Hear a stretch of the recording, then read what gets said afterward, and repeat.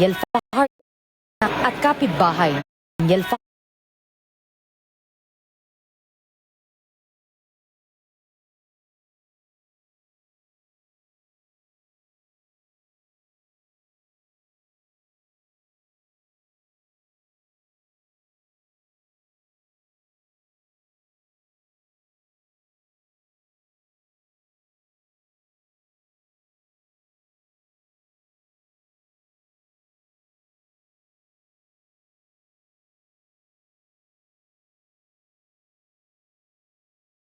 City.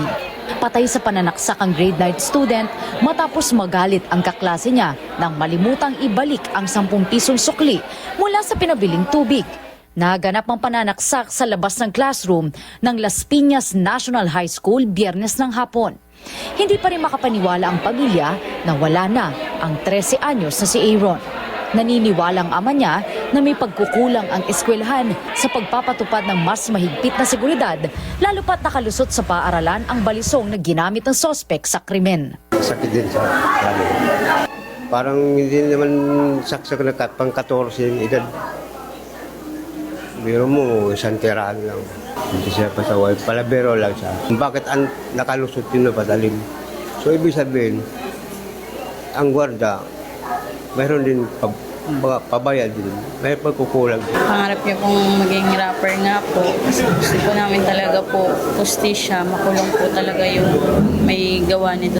Matapos ang pananaksak, isang estudyante ang humangos palabas ng gate ng eskwelahan para humingi ng tulong ng barangay na maisugod sa ospital ang biktima. Hindi na po ako nagdalawang salita at tumakbo na po ako sa loob ng eskwelahan at kasama ang ating mga katanudan. Sa nakita ko po, meron po tayong isang estudyante na nakahandusay sa baba ng school. Duguan na po talaga yung bata. Kaya nag-decide po ako na isakay sa tricycle kasama ang tanod. Kaya mabilis po namin na itakbo sa ospital. Kaya nga lang po, dead on arrival talaga yung bata. Ayon sa Las Piñas Police, nasampahan na ng reklamong murder ang 14 anyos na kaklase ni Ontong na itinuturing nilang Child in Conflict with the Law o CICL. Prior to that, we brought the CICL. Yung CICL is now placed under the custody of Bahay Pag-asa. We have filed a case of murder and it's up for the fiscal to evaluate. Nakatakdang makipagpulong ang pulisya sa school authorities at lokal na pamahalaan kaugnay ng ilang hakbang para maiwasang maulit ang insidente. Lumabas sa investigasyon ng pulisya na nasa front pocket mismo ng bag ng sospek ang balisong pero nakalusot pa rin ito sa security inspection.